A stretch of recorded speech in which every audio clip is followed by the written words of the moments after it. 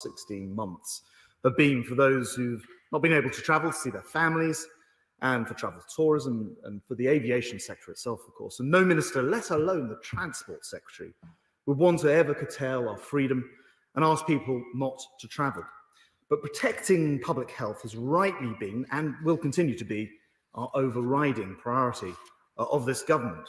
And that's why we introduced some of the toughest border measures in the world. But we are now, thanks to our brilliant vaccination programme, in a position where we can start to think about how we live with coronavirus, while returning life to a sense of normality. And last week I said at this dispatch box that the government intended to ease restrictions on fully vaccinated travellers returning from amber list countries. Well, now I'm pleased to be able to provide more detail.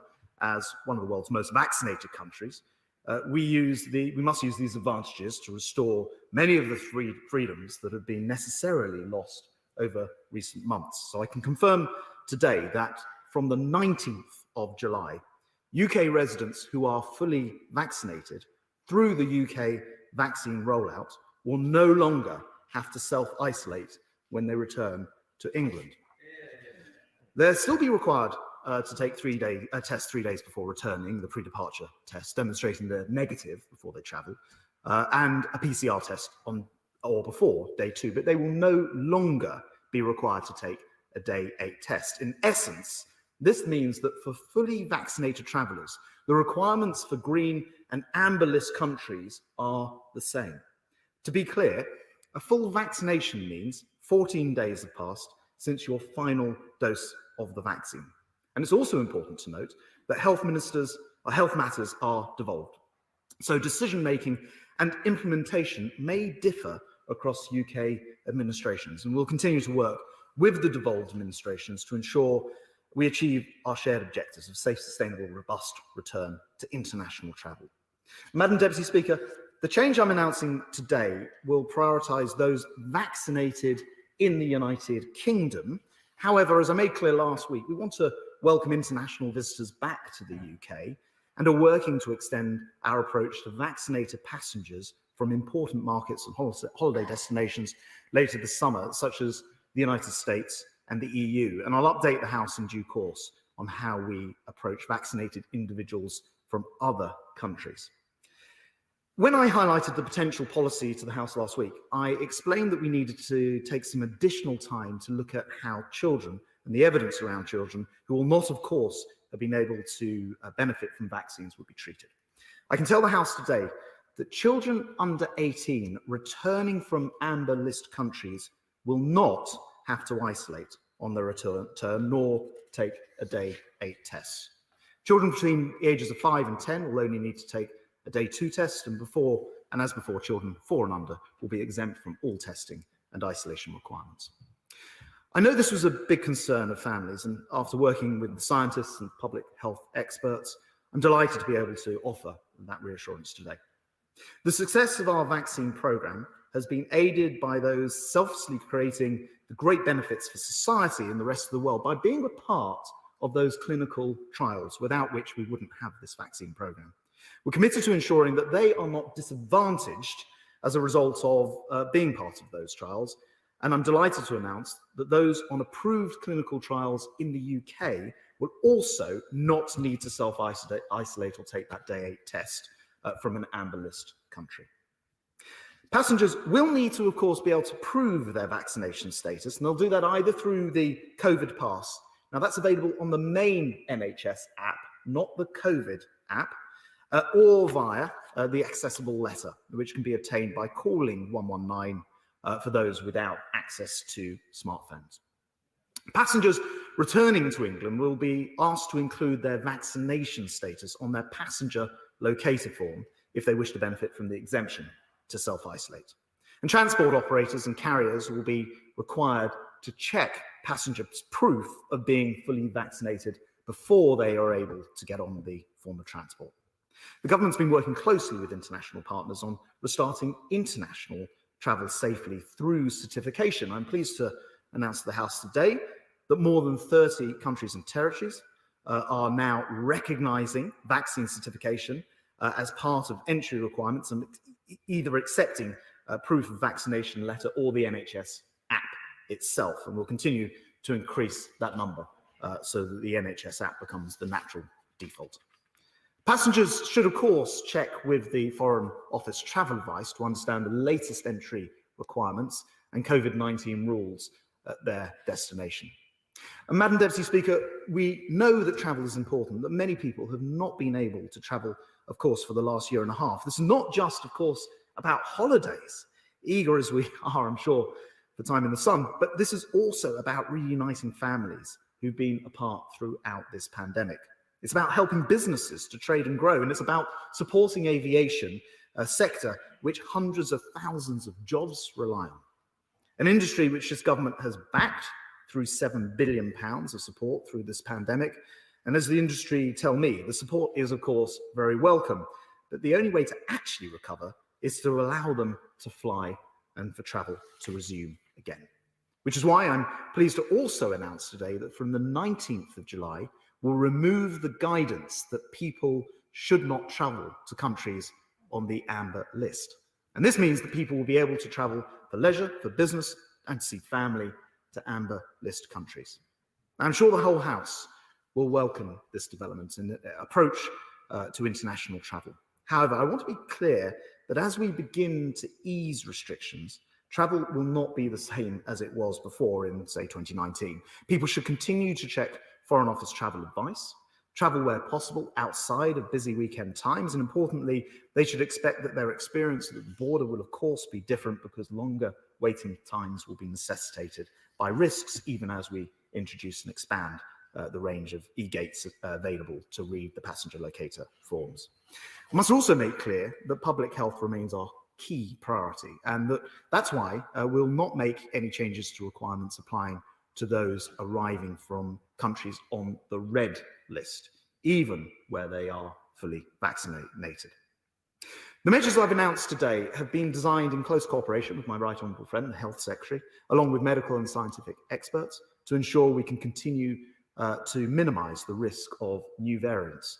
And as many of us know from personal travel experience, the government won't hesitate to act if required, and the data suggests that needs to happen. In other words, to put this on the record, an amber list country could still turn red, necessitating a change in behaviour when we return to the UK, and indeed, if a country goes into red, mandatory hotel quarantine. The UK has achieved many hard-won gains through our successful vaccination programme, through the continued spirit and determination of the British people. We continue to encourage people to take up the vaccine when offered, not only to protect themselves, but also to restore previous freedoms more safely. 19th of July will mark the next step of this cautious reopening of international travel. And thanks to this government's incredible success with the vaccine programme, people in England will be able to travel more easily, visit their family and friends who they've not seen for such a long time, and also get business moving again, kickstarting our economy while keeping the UK safe and supporting a wide range of jobs and industries in the process. Madam Deputy Speaker, I commend this statement to the House. We now go to the Shadow Secretary of State, Jim McMahon. Thank you, Madam Deputy Speaker. Can I thank the Secretary of State for advance-sight of the statement this morning? Madam Deputy Speaker, when I questioned the Secretary of State on publishing the data, he said the JCVI and Public Health England do indeed publish their methodology, and the data behind it for each of these countries is already published. However, the assessment to the 15th of June only has published limited data on 22 countries. And even with this very limited data, it shows absolutely no data for incoming passenger testing, no data for new variant testing for some of the countries that were moved to the green list, including the Balearics. The debate last time focused on India, Pakistan and Bangladesh, yet none of those countries have had the data published. Nor have the countries which are critical to our economy, including the US, Canada, and the vast majority of the EU. When the full data is published, will he ensure that it shows a very clear direction of travel for each and every country to instill travel confidence once more? And will he finally allow a full review of the delay in adding India to the red list alongside Pakistan and Bangladesh, which led to the rapid spread of the Johnson variant which he knows has delayed restrictions being eased here in the UK. It's also noted, Madam Deputy Speaker, that in just a week, the government has effectively taken our suggestion to effectively scrap the confused amber list. But it isn't clear if some of the countries that are currently on the amber list should in fact be moved to the red list. Can he confirm that a country-by-country assessment was carried out ahead of the statement being made today? Madam Deputy Speaker, as he'll know, Labour has been calling for the introduction of an international vaccine passport. He states that an agreement has been reached with 30 countries to accept UK vaccination status. So far, that list hasn't been published, and it's not clear what pre-testing and arrival testing will be needed. I welcome a common sense approach which will allow children to travel with their vaccinated parents and carers. And he confirmed that all of the 30 countries which he says will now accept the NHS vaccination status, that every single one of them will allow children to travel without additional restrictions. He will know that in addition to the uncertainty around the travel list, that the cost of testing is turning away would-be travellers. PCR tests often cost over £100 a person. The government could stop the rip-off we see with private testing companies, instead using spare capacity in the NHS testing sites, supported by an updated NHS app, which will also confirm testing status alongside vaccination status. We know that testing is a critical element of protecting the spread of COVID, so will he take forward these suggestions and finally make meaningful progress? Madam Deputy Speaker, when I asked the Secretary of State what action was being taken to open up transatlantic routes, he said that a US-UK working group had met the week before for the first time, yet no update has been provided on that today. So can I ask how many more times it's met since then and what progress has been made? Importantly, Madam Deputy Speaker, international travel community and the tourism sector needed the government to really step up, but I'm afraid ministers found themselves wanted. Labour is clear that the government must follow the example of other countries by intervening and bringing forward a sectoral deal to protect jobs. So can I ask the Minister why still the government haven't brought forward such a deal when the Chancellor promised it nearly a year ago? When I visited Heathrow last month, they noted that over a quarter of their cost base goes in fees and levy to government. If ministers don't want a support package that's holistic, can they at least look at the fees that are paid directly to government? And on Eurostar, why haven't they had the same business rate support as aviation? As an international travel operator, it should be a level playing field. And before I end, Madam Deputy Speaker, I did want to touch on the fact that this announcement didn't cover mask wearings. It's pretty clear that the government have been all over the place on mask wearing, despite masks reducing the risk of passing on the virus to other people, critically, especially on public transport. Why does the Secretary of State believe this should only now be subject to personal choice? And like me, will he commit to continuing to wear his mask on public transport? State. Thank you, Madam Deputy Speaker. The Honourable Gentleman mentions the JCB data. The methodology is on the website, as I mentioned to him before. I'm sure they will continue to publish a fuller range of analysis as more countries are moved about. And of course, we've got the next review of the green, red and amber list on the 15th of July. India, he brings us up every time that we speak, and it doesn't matter how many times you explain the fact. We put them on the list 2 weeks before, on the red list. 2 weeks before they became a variant of concern, a week ahead of them being even a variant of interest, and yet he still continues to come to this House and say that time again. He mentions the list of 30 locations which are accepting either the NHS app or an NHS letter. They are already published. They're available on the FCDO website, and it gives me the opportunity to stress that when somebody travels to any location, they will want to use the FCDO website as the Bible for what will be the requirement on entry and departure from that country.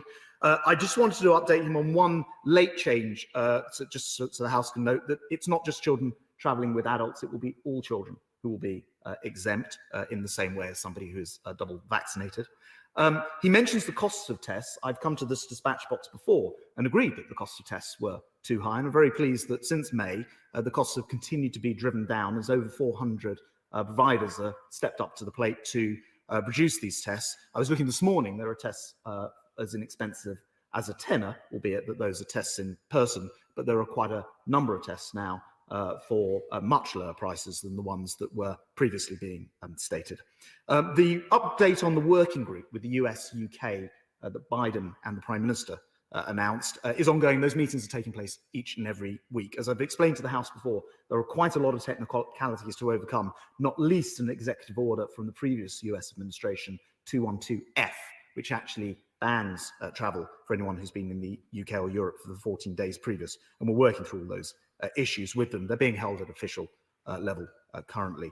In terms of support for the industry, I think it's a pity today that the Honourable Gentleman didn't reflect what the industry itself is saying. I noticed that the Airport Operators Association is saying this is a significant step forward, that they widely welcome it, that they say that people will be able to get away on a well-deserved break. The Airlines UK, who represent the airlines, say this is a positive move towards genuinely reopening the sector, and they warmly welcome it once again. And I have to say, when the Honourable Gentleman says Labour have been clear, he says, it's anything but clear. What is clear is there's a division between him and the Shadow Home Secretary. Madam Deputy Speaker, first of all, they wanted quarantine lessened. Then they wanted everyone in a hotel.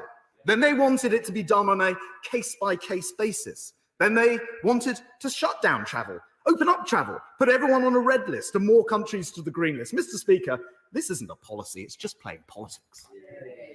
Mrs. Theresa May. Madam Deputy Speaker, can I say to my right honourable friend that I welcome his statement today. This is the first step in opening up Britain for business. But I note in his statement, he said that people should expect their experience at the border may be different, with longer waiting times than before. When queues at the border have been a problem in the past, extra staff have been brought in, including from other government departments, to support Border Force.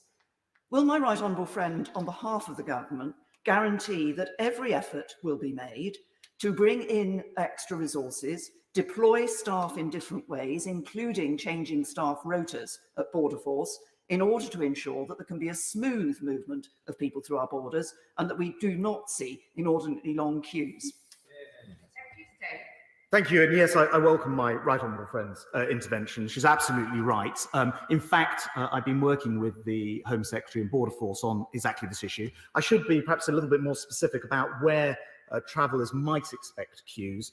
Quite a lot of the checking will be done upstream. In other words, before you board the aircraft, typically, or it could be a train or a boat, from your location that you're coming back from. And so the queues at check-in whilst you're abroad may in fact be the place where those problems most exist. I know that many of the airlines are developing systems to further automate that check-in, but they will be doing quite a complicated job, checking the passenger locator form against the booked test still required on day 2, and of course vaccine status as well. So I just think it's fair to warn people who are travelling this summer that is something that we haven't had to do before, but she's absolutely right to say that it's important that the borders at this end are as smooth as possible. Indeed, a lot of investments going into automating all of that. SNP spokesperson Gavin Newlands. Thank you very much, Madam Deputy Speaker. Can I also thank the Secretary of State for advance sight of the statement. I should start by saying I share the Honourable Member for Oldham's concerns about the lack of transparency in the data, and I have to say the Secretary of State's answers simply aren't good enough on that. We need to see more data and more quickly than we are at the moment. And I have to say the Secretary of State is, and whilst I do welcome the thrust of the statement, the Secretary of State is being just a little disingenuous when he says in the statement that the industry tells him that support is welcome, but they need to get flying again. That in and of itself is of course correct, but what he didn't say is that industry is still crying out for further support, because most of the industry has not had grant support despite being the hardest hit sector in the economy. I've said a number of times now in the last few weeks that Glasgow Airport in my constituency has lost a third of the workforce that's based on site. That's 2,000 jobs gone locally at the airport, and well over 1,000 jobs beyond the airport connected to aviation. And in terms of the Scottish summer season is already well over 2 weeks old, and by the time this policy kicks in for England, teachers in my area will be back in schools 3 weeks thereafter. So it's a very short window that remains. So the government must extend furlough for the sector, no ifs, no buts. And whilst this announcement will help, the number of passengers will still be significantly down. So the need for a sector-specific support package is still very clear. And from the outset, the Scottish Government have said that caution is required regarding international travel, and people should think very carefully about travelling abroad as situations can suddenly change. The Scottish Government will continue to work closely with the other home nations and are cautiously supportive of exploring options for the easing of restrictions for fully vaccinated travellers arriving from countries on the amber list, but only if the clinical advice supports it and if systems are in place to ensure the wider safety of the Scottish population. I have to say, Madam Deputy Speaker, that rumours for months have circulated about cabinet discussions, robust cabinet discussions on international travel, with often, amongst others, the previous Health Secretary and the Chancellor of the Duchy of Lancaster on one side, and the Chancellor and the Secretary of State on the other. And one can't help note the change of pace and the changes to international travel now that the new Health Secretary is in place. But I wonder, how can plans for an ambitious return of travel be made if the UK Government's rush to unlock domestically means, with 100,000 cases a day, etc., means other countries close their borders to UK travellers? And then lastly, Madam Deputy Speaker, as has been said, mask wearing on aircraft, indeed in all public transport, is to most of us a no-brainer. And as he didn't address the Shadow Secretary of State's question, I'll ask again, will mask wearing on aircraft be compulsory? And will the Secretary of State confirm if he will continue to wear masks on all public transport? State. Thank you, Madam Deputy Speaker. Well, I just should point out the change of pace is because we now have a situation where the majority of adults in the UK are vaccinated, and that was not fully vaccinated. And that was not the case. It wasn't the case a month ago when we postponed step 4. It is the case now, and I can confirm to the honourable gentleman I was already discussing these changes with the previous Health Secretary, in fact. He's absolutely right. I did omit to mention about masks, and I should just bring the House up to speed. We will be still in guidance providing information about mask wearing. We know that it's sensible in more enclosed spaces, and I will wear a mask personally where it is appropriate to do so. And the airlines have already said it's a condition of carriage in, I think, all the cases that I've seen. And where it's a condition of carriage, of course, would always wear it. On the other hand, if you're in an empty carriage on a long-distance train for many hours, then people will use their common sense. And it's something on this side of the House we absolutely applaud and agree with. We're pleased to be able to get back to a guidance situation. I have to say, Madam Deputy Speaker, when I hear the honourable gentleman quite frequently, he is a doughty campaigner for Glasgow Airport, and he often challenges me on this. I have to say to him that he might want to look a little bit closer to home. It's only very recently, in June, that the Scottish Government banned Scots from travelling to Manchester. As a direct result, EasyJet cancelled new routes, which would have connected a whole bunch of Scottish airports. And no wonder the Scottish Passenger Agents Association has said that the Scottish Government is sacrificing them in their approach to aviation. So I think a lot of the answers that he's looking for, I'm afraid, are close to home. Meanwhile, the UK government has provided £7 billion of support to the sector. And this opening up today, I notice so far, has yet to be reflected by announcements by the Scottish Government as well. If he really wants to help, I think he can help move along the policy in Scotland as well. Chair of the Transport Select Committee, Hugh Merriman. Thank you, Madam Deputy Speaker. Rejoice, rejoice. This is a much needed shot in the arm for those who've had 2 shots of the vaccine in their arm, and for an industry and workforce who have been laid low during the pandemic, perhaps more than others, but have always been confident and steadfast in their belief that we can all travel safely again. So in welcoming this announcement, can I ask the Secretary of State to also keep an eye on the testing regime? We know that for the last couple of months, those who have come back from amber destinations, only 0.4% of those have tested positive for COVID. So can we perhaps look at the testing costs? They are still a barrier for those travelling. It would be great if, rather than having an expensive PCR test, lateral flow could be used instead, and those who do test positive could then use a PCR. Those kind of ideas I would really look for the Secretary of State to keep on championing. And can he make sure that the Foreign Office advice and website is as up to date as he is on this matter? Madam Deputy Speaker, I thank my honourable friend. He does a superb job as the chair of the Select Committee and has been very consistent in his support for the aviation sector. He'll be interested to know, as the whole House will, that we'll have a further review date of this on the 31st of July. That's a checkpoint for the rules themselves, so that will be the date. Currently, the scientific evidence is that PCR tests, in addition to being a bit more accurate, are also the ones which can be quickly sequenced for the genome to look for variants as well. And his points about the FCDO and ensuring that all of that advice ties together are well understood, and we'll make sure we work closely with that department. Rachel Maskell. Thank you, Madam Deputy Speaker. This week, both the Prime Minister and the Health Secretary have warned of a considerable spike in the level of infections, perhaps 100,000 positive cases detected every day. This clearly is going to put pressure on our testing services, but also will have a chilling effect on inbound travel, as people will have choices to travel to nations where there is a lower infection rate. As a result of that, what kind of compensation is he looking to bring forward to the travel industry for many of the companies in my constituency who have really struggled over the last year because of the lack of government support? And will we ensure that that support is long-term so that these companies can have that bridge into their future? Well, it is, of course, true to say that there is a third wave with the Delta variant. We're in the fortunate position in the United Kingdom of having this exceptional vaccination programme, which has enabled us to, on the 19th of July, provided that it's confirmed on Monday, open up. I've described from the dispatch box today how we'll allow people who've been vaccinated through the UK vaccination programme to travel again and come back and treat those amber countries as if they're green. We will, on the other side of that, work on a phase 2, which will enable people to travel here. And I'm working closely with the Culture Secretary to ensure that can restart as soon as is possible. We need to be able to trust their vaccination programme and be able to qualify that they've had a particular type of test, of course. And that is the best way to help those travel firms in her constituency. And I must just pick up, £7 billion is not a drop in the ocean. It is a lot of money that's being used to support the travel sector. We're proud to have done so, but the very best thing will be to get the sector opened up again. We now go via video link to Julian Sturdy. Thank you, Madam Deputy Speaker. This announcement is a big step forward in the right direction and will provide a much needed boost for the travel sector. So I really do welcome what the Secretary of State has said. It will provide a meaningful choice as well for holiday destinations for families looking to go abroad this summer.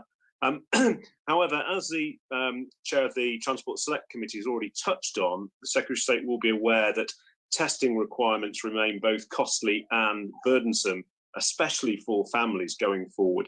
So noting he mentions the date of the 31st of July, I note that, but will he also commit to keeping the testing under regular reviews? And also, can you look not just at the cost, but also the bureaucracy that goes with this, that is, and it does have an impact on families going on holiday? State. I certainly welcome, my honourable friends, welcome of the policy. And on the cost of tests, I do just want, because what tends to happen is the narrative runs a bit behind what's actually happening in the real world. So I jumped on the gov.uk website this morning to take a look at myself. There are some very inexpensive tests. I think the cheapest I saw was £4.95. Now, that's actually quite specific because it referred to somebody turning up at an individual test centre. They may not live anywhere near to it. So let's assume, though, that the tests are higher than the cost of tests are higher than that, but also recognise that they're no longer at the hundreds of pounds that were being quoted in the spring. I want to see that continue to be driven down. I do give him my assurance that we'll carry on working with the scientists and looking at the data. We won't be testing people for a moment longer than is required, but our primary responsibility, of course, is to protect people in the UK. We do not want to have a variant come in that we simply fail to pick up. Now go via video link to Ben Bradshaw. I warmly welcome this statement, Madam Deputy Speaker. It finally restores to us some of the freedoms our European neighbours and Americans have been enjoying for some considerable time.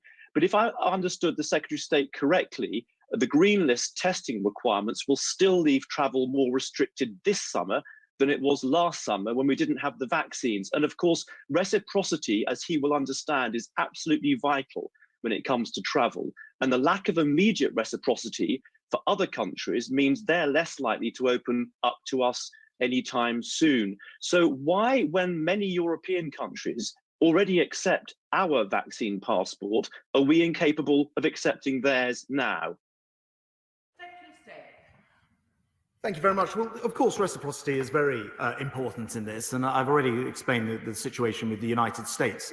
Reciprocity would involve them not having Executive Order 212F in place, of course. That would immediately relieve some of the issues there.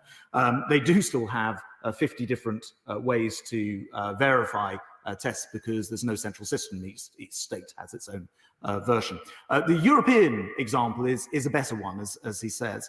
I am working very closely with my European counterparts in regular contact, and we wanted to have a first phase in place as quickly as possible, easy to verify through the UK vaccine programme, but we will move as quickly as possible, I think, to satisfy his concerns about working with other countries, including the EU digital passport. We now go via video link to Mark Harper. Thank you very much, Madam Deputy Speaker. I very much welcome this statement from the Secretary of State and also his restatement of the significant financial support given to the sector.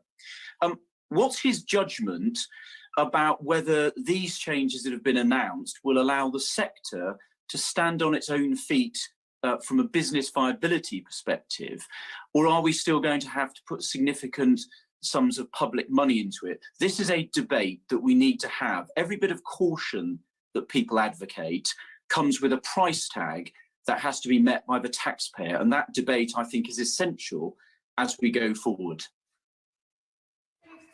I think it's worth reflecting that this country is leading the way. I was having a look at which other countries, certainly in Europe, major economies are going for an unlock as we expect and hope to do on the 19th, subject to confirmation next Monday. And I don't see any other country who are opening up domestically quite as much. And it is time, as I think or I know he agrees, to learn to live with the coronavirus.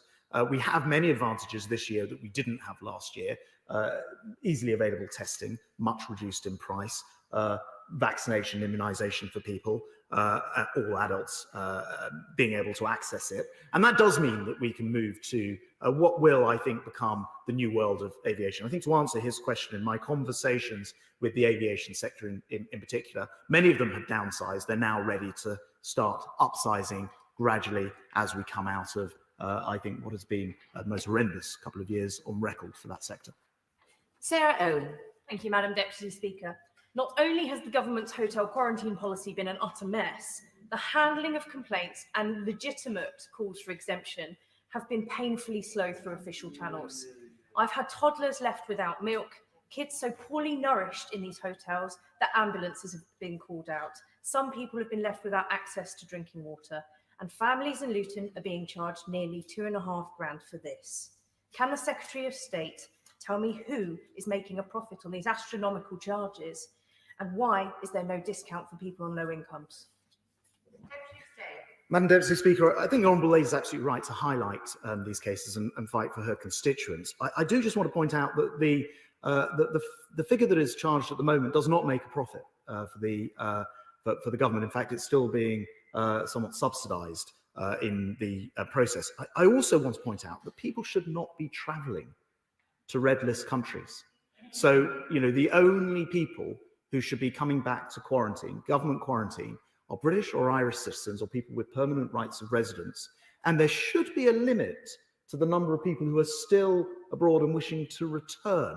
So I do just want to stress, I do sometimes come across cases where people are still using the red list as if it's okay, I can come back in hotel quarantine. That should not be the case.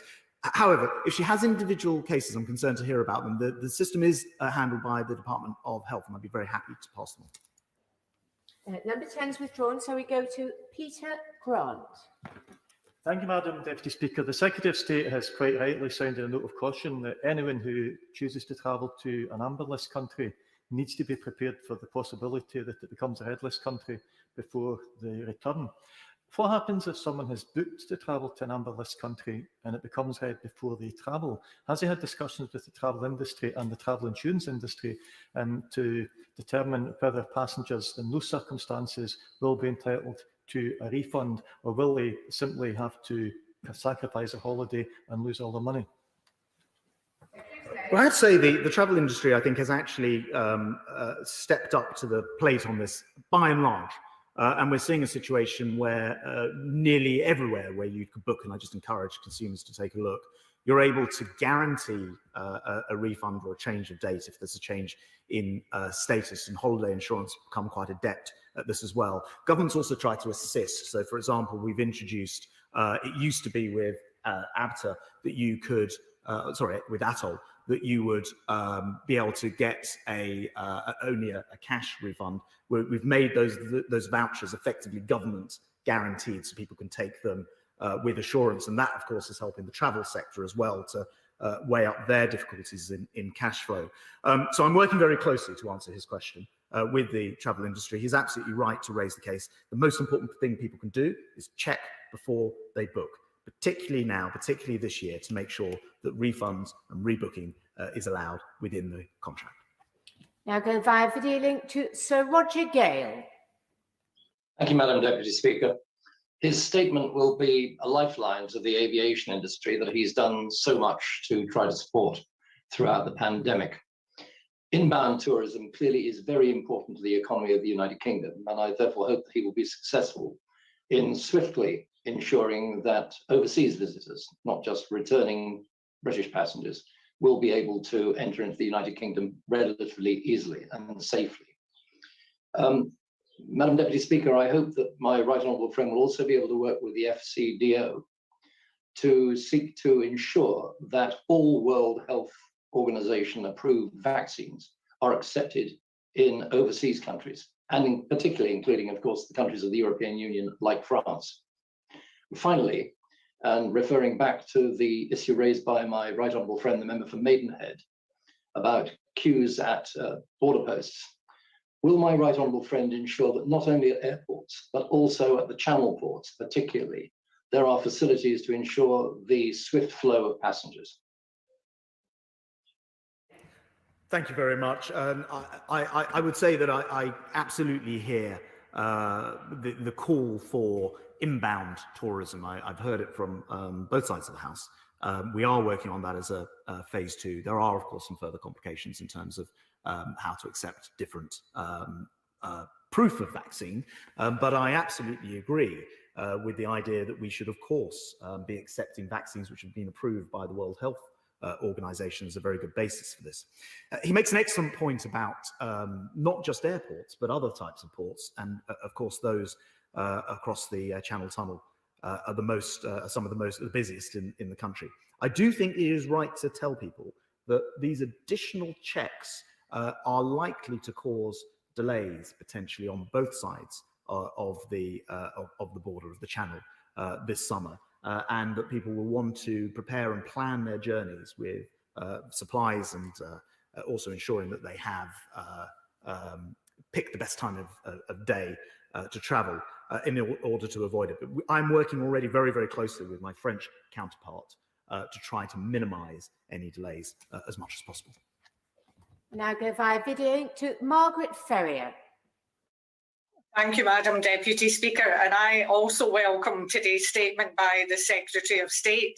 However, the latest ONS stats on the coronavirus job retention scheme show that 57% of employees in the passenger air transport sector remain on furlough. Can the Secretary of State tell me what discussions he has had with the Chancellor to extend the furlough to avoid a job crisis in the aviation sector before furlough ends? Well, the furlough scheme, as the Honourable Lady knows, is part of a national scheme, UK-wide. It's supported those in aviation, but across the economy. Of course, it is starting to wind down through September. And that's why I think today's announcement is particularly timely, because it gives the ability for aviation and travel companies to get going again. And I do hope that closer to home, the Honourable Lady will put pressure on the Scottish Government to follow, because at the moment we seem to have a situation where there's more support being called for from Scottish members, but the most important thing of all, allowing these airlines to fly, doesn't seem to be forthcoming from the Scottish Government. Sir David Amos. Welcome my right honourable friend's statement today that not only football but air travel is coming home, and I will not repeat colleagues' points about clarity, testing, self-isolation, wearing of face masks and the rest of it. But will my right honourable friend please reassure me that as a result of his announcement there is absolutely no need for Southend Airport to stage more night flights, which really does cause a nuisance to local residents? Well, I congratulate my honourable friend for shoehorning two things into this question. First of all, 45 minutes before anyone mentioned coming home and got it into aviation. And secondly, night flights, which is not entirely part of my announcement today. I know that Southend Airport is very important to his local economy. I won't comment on the night flights position specifically, but I was relieved to see that flights will be able to continue there after the operator experienced difficulties recently. We now go via video link to Naz Shah. Thank you, Madam Deputy Speaker. I too welcome the statement from the Secretary of State this afternoon. However, what is he doing? I'd like to understand what he's doing to fix the issue with the quarantine hotels. My 34-week pregnant constituent who returned to the UK was quarantined in Greenwich in the O2 Arena, a Continental hotel. On day 1 and 2, she ended up in hospital, was denied a travel to hospital on day 6 for a scan. By day 8, she lost her baby and spent 4 days in ICU because she nearly lost her life. Will he meet with me to discuss this and to ensure that we get quarantining right for families, and especially this tragic case for my constituent? I welcome the honourable lady's welcome of the package, and I'm very, very sorry to hear about that a situation that she outlines.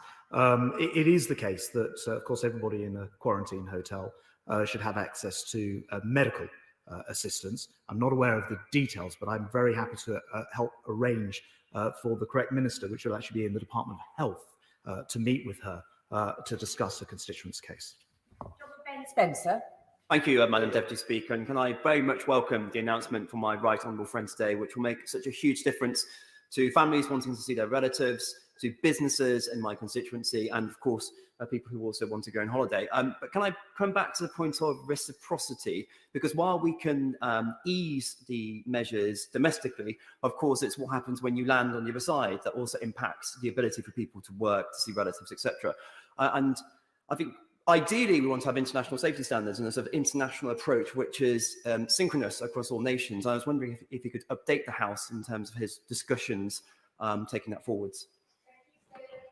I do want to pay tribute to my honourable friend's campaigning on this subject. He's done a great deal on talking about the safety standards and campaigning to get to a situation where we can help reopen things. He's right to talk about reciprocity as well, and he'll be interested to hear that I chaired a meeting of the G7 transport secretaries, my equivalents, earlier in the year, and I'll be doing so again later in the year. Our drive is to introduce those international standards because clearly coronavirus isn't going away anytime soon. We want to make sure that there's an internationally recognized system in place. So we're doing our part, since we haven't been chairing the G7, to make sure that those standards are recognized globally. We now go via video link to Martin Day. Thank you, Madam Deputy Speaker. We find ourselves in the position where previous failures of the UK government have left us as a centre for a new variant. So how does the Minister's plan for ending quarantine take account of keeping future new variants out and therefore the consequent impact that this may have on the ability of UK citizens to then travel?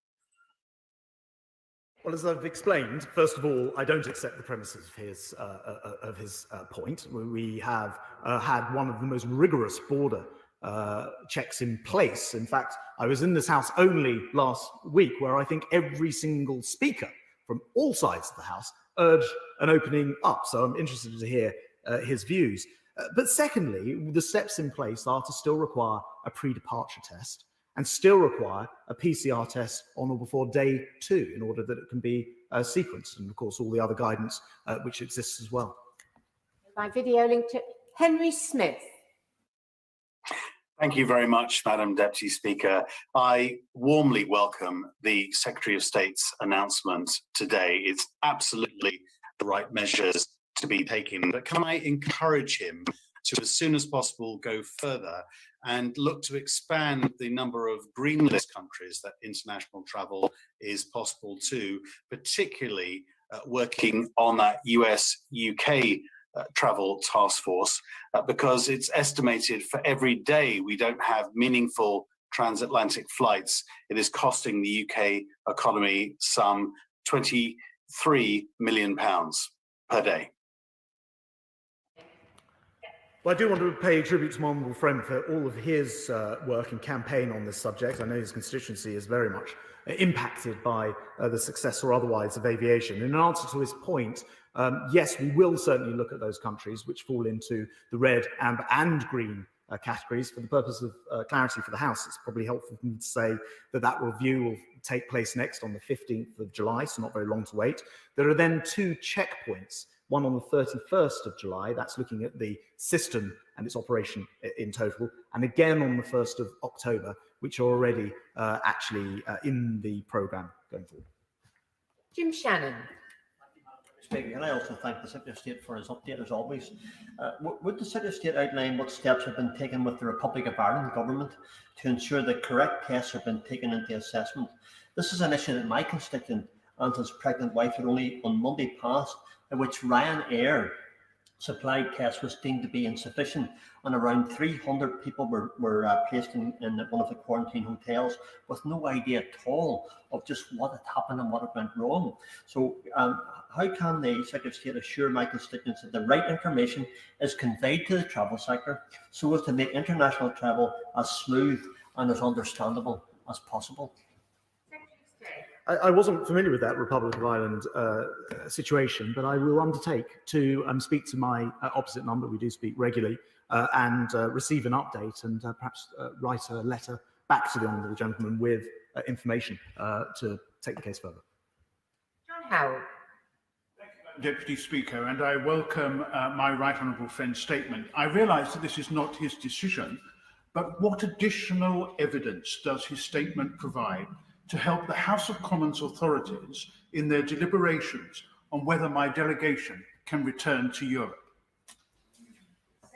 Well, far be it for me to get between the honourable member and the House authorities, but I do have to say it is time for those delegations to be able to return.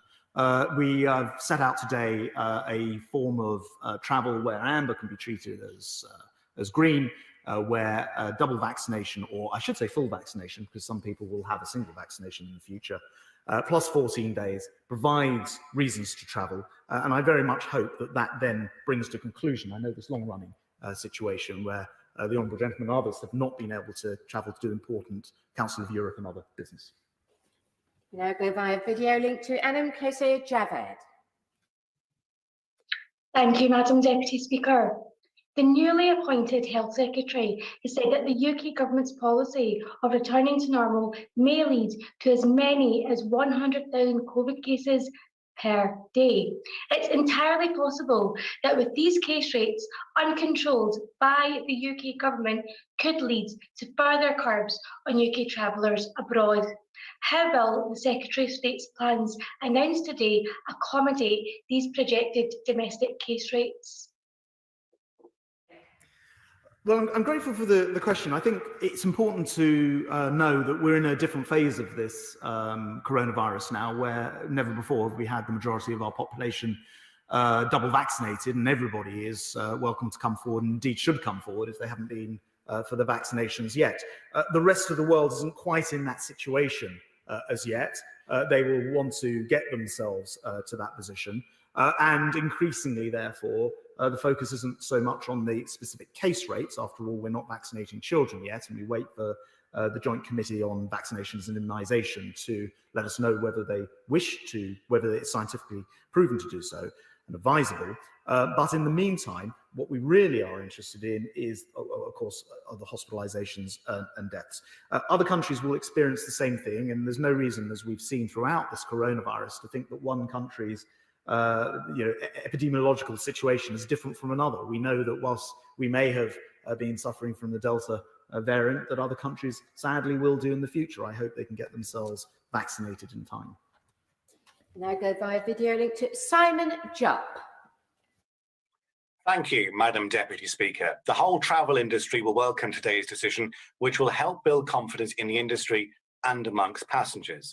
Clear and concise guidance will be needed quickly for airports, airlines and travel agents to navigate the additional paperwork required to check passengers' vaccination status. But given that some people can't have the vaccine for medical reasons, what can be done to provide confidence that we aren't moving towards a two-tier society? Well, he's absolutely right. The airline industry, for example, says they're looking forward to working with the government to continue this momentum and further open up markets, and I welcome his welcome of today's announcement. He's right as well to point out that there are some people, for various different reasons, I mentioned in my speech, people who've been on a trial, for example, who wouldn't qualify under the normal circumstances. The other set of people, of course, are people who are clinically unable to have vaccinations for various different reasons, and we will bring forward guidance on all of these issues. Via video link to Andrew Gwynn. Thank you. My constituent, Tracy Crabb, has been double jabbed, but she's one of those who's had the Indian-manufactured COVID Shield version of the AstraZeneca vaccine, which the EU currently doesn't recognise in their digital certificate travel scheme. This is absolutely crazy, given this drug is no different to the AstraZeneca vaccine manufactured here. Some EEA countries have said they'll still accept COVID Shield, but most have not yet. And France apparently considers people with this jab as being unvaccinated. So what's he going to do to try and get some common sense on this issue so that Tracy and thousands like her can enjoy some of the international travel freedoms he's just announced?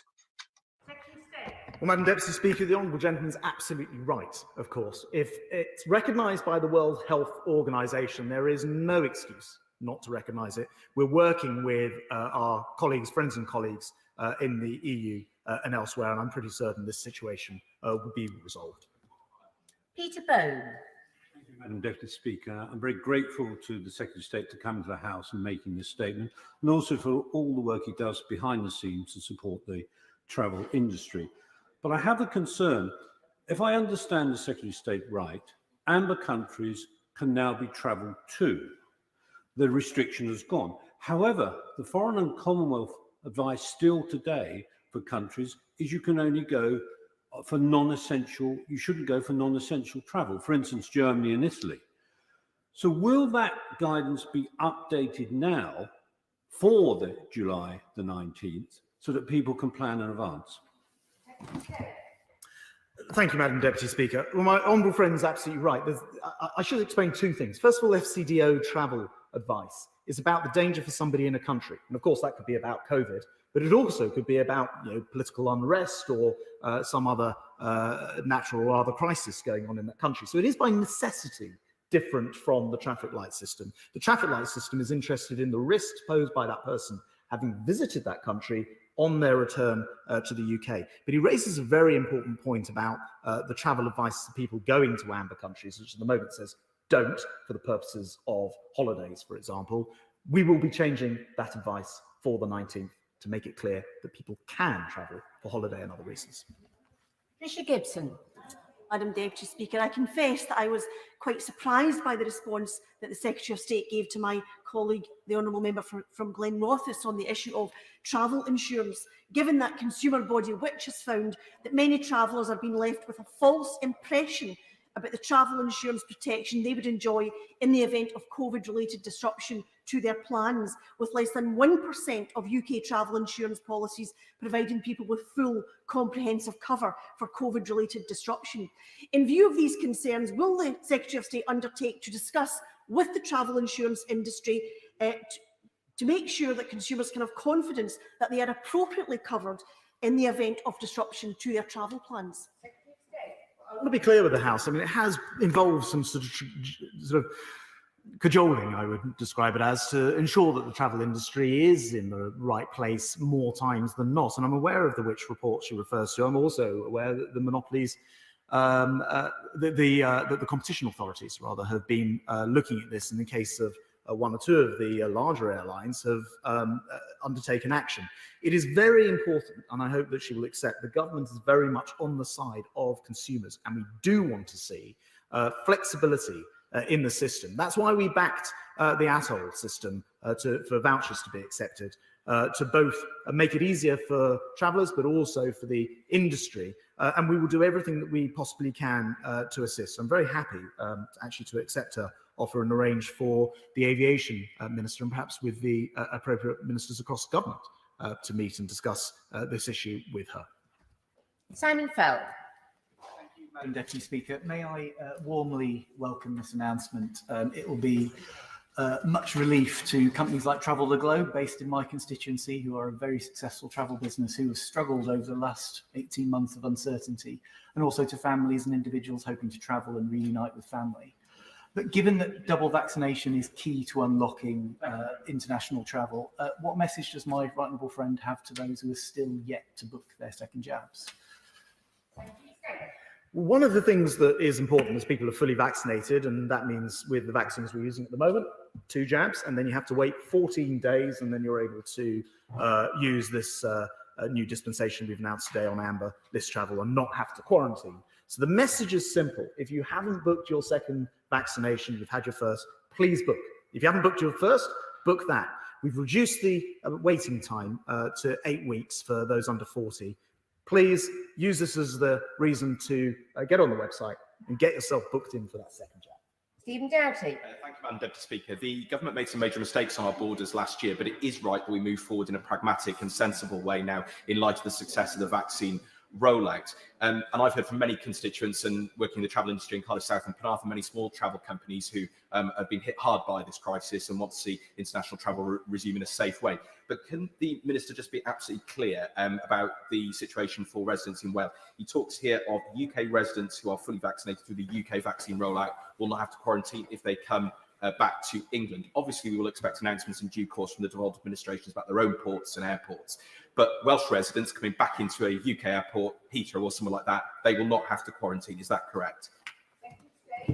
Yes, I do want to stress that this is an announcement that I'm making for England, that we're working closely with the devolved administrations. There is, of course, only one international airport in Wales, which is Cardiff, and I very much look forward to the administration there coming to their own conclusions. They will also need to describe what happens, as was the case when we had country changes on the corridor, on and off the corridor list, to travellers who come to an English airport and then wish to travel across the border. I am sure that between him and I, we can convince them to do the right thing, get on board with this and enable both English and Welsh to travel with ease. Now have a video link to Ronnie Cowan. Thank you very much, Madam Deputy Speaker. I apologise to the Minister if I missed it, but I didn't hear one word of his statement about the international cruise ship industry, an industry which has now fulfilled the government's request for a crisis workshop with foreign Commonwealth and development officers, and they've taken the extraordinary step of agreeing to a memorandum of understanding on repatriation. Can the Minister reassure the international cruise ship industry that as he talks about increasing traffic between international airports and he talks about opening the international economy, that he will not neglect the international cruise ship industry and the 88,000 plus UK jobs that are reliant on it? Well, the Honourable Gentleman is absolutely right to stress the importance of the cruise industry, and he'll be pleased when I tell him that these moves do include cruises from the 19th of July. Indeed, we've enabled cruise ships to sail already with up to 50% where people have been double vaccinated. So yes, they're included. But I do have to say to the Honourable Gentleman, it is a frustration that we have been allowing cruise ships in English waters, but they have been banned from docking at Scottish ports for the last month or two. If he really wants to help those 80,000 people employed by the cruise sector, maybe he can start by talking to the Scottish Government about that. Now go by video link to Stephen Hammond. Thank you, Madam Deputy Speaker, and I warmly welcome my right honourable friend's statement today, and I've listened very carefully to his answers. Can I ask him just to clarify two of those answers? Firstly, in regard to the amber list review, if one is on the amber list on the 31st of July, by implication, it will still be on the amber list until the 1st of October. Is that correct? And given that Verify, and the EU digital travel passport are already in place, how quickly does he expect the UK to be able to join schemes and allow all foreign fully vaccinated travellers to come to the UK?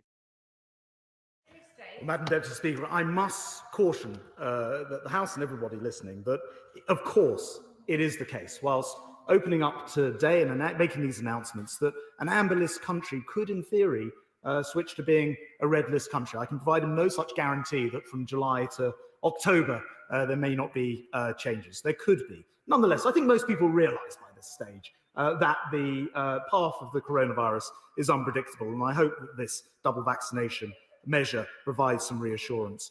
So it can change quickly, and I do want to reassure my honourable friend that we will always act in the to the best benefit of people and securing their health going forward. Question to Dr. Liam Fox. Mr. Speaker, I very much welcome my right honourable friend's statement. Can you consider issuing some separate guidance for business travellers who have multiple short visits abroad? Clearly, it's self-evident you can't take a test 3 days before returning if you've only got a 1 or a 2 day visit. So, given that many business travellers will undertake such visits, will he issue that? And can he also give a commitment to publish the criteria on which the decision to place a country in green, amber or red is taken? Because if the travel industry knew what the criteria were and the methodology, they would have an idea of the direction of travel rather than having sudden events imposed and deadlines imposed upon them. So, sure, well, Madam Deputy Speaker, my right honourable friend is absolutely right to mention the case of, for example, a business traveller who might go from A to B to C. One of the things which is little noticed is that the test is up to day 2. It's not a day 2 test per se. I think it might be helpful, though, if I were to write to him in more detail about the application and how that would work under this new system with regard to, for example, somebody travelling perhaps for business to many different places. And finally, Madam Deputy Speaker, I'm pleased to tell my right honourable friend that on the gov.uk website, the methodology for the JVC is already set out, and it does include subsections of a number of different criteria applied. I often hear people say, X country has fewer cases than we do, so why aren't they on the green list? The answer is probably they're not sequencing their genome, they're not uploading it to the GIS aid internationally recognised format, perhaps they're not vaccinating people at quite the rate that we have. So there are many different factors, but they are all set out by the JCB. I thank the Secretary of State for his statement, and I'm suspending the House for 3 minutes to make arrangements